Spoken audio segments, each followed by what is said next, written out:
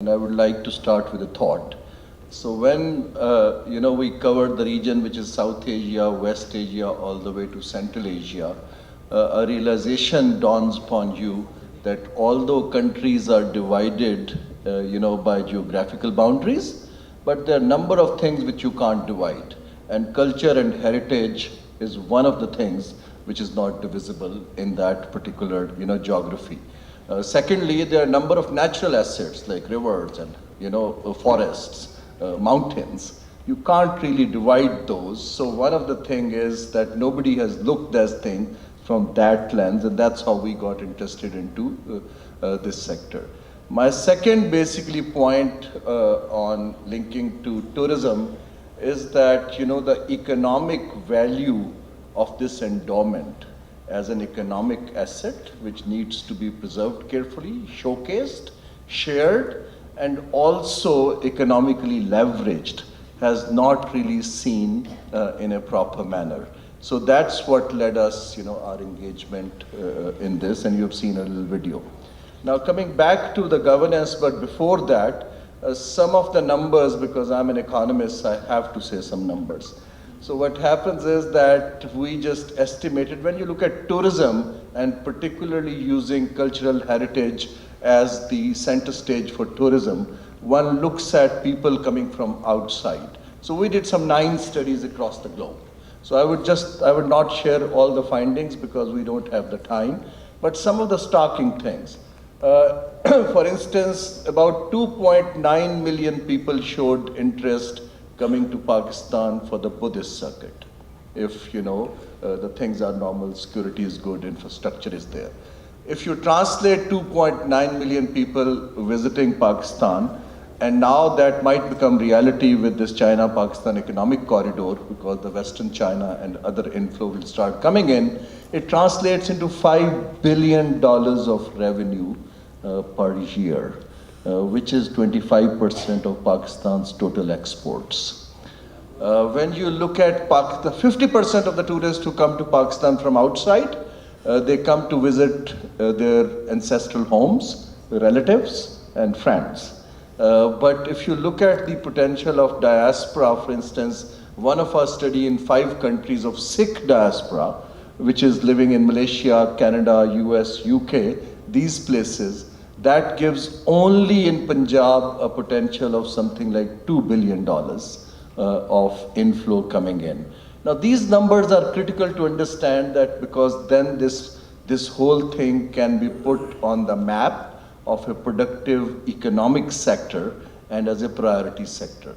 We are not just looking at the angle of CPEC when this connectivity happens to Kashgar. So what can actually come in, and is this country prepared for it? So some of the governance linked lessons now from all that what I'm saying and what my esteemed colleagues have mentioned. First of all, it is critical to look at the mindset of state and private sector and the community. It was mentioned that there was no cultural or tourism policy.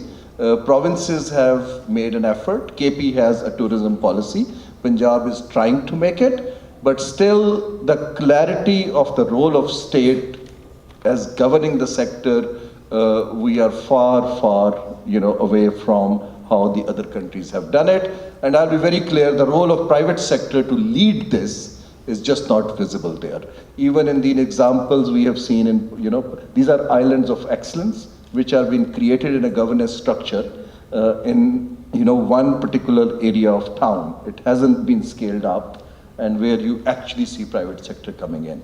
The second angle of governance is the regulatory angle. There's far too much fragmentation in this particular country. There are too many cooks within the state who are trying to deal with it. And we have seen the example of UK here. You have a heritage authority or organization. So the regulatory system which creates incentive for private sector to come in has to be integral part of the strategy if one needs to take it forward. And that is the second governance message. There are 2 more. No economic sector prospers or gets investment unless you tap the potential of local investors and tourists in this scale. KP tells me, and the Bloomberg numbers tell me, that there were 10 million extra tourists who went to northern areas last year. My friend Imran Khan tells me they ran out of food, they ran out of fuel, they ran out of hotel spaces. They basically suffered big way in terms of damage to their natural, resources. So they are very seriously now looking at what will happen in the next year. Now Punjab could actually tap that potential in the winter months, and this is something Punjab needs to look at. We have just received the census to almost 220 million people in this country. I'm just giving you the market size and then I'll close my discussion. Still 50% of 220 are below the age of 35. And that is the age where people have energy, where people have an ambition to explore. And the informal sector we have seen has huge consumption actually capacity to explore all that. So with all that, what I would try and say here is that first of all, frankly speaking, reform is not only doing new things or making laws, reform is also that state gets out of few things.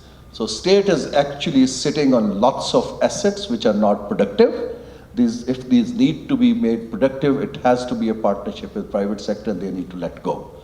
Second message is focus on youth, because that's the market in future here. Third message, basically linked to governance, is close down the fragmentation and try and look at the bigger picture so that people start valuing it.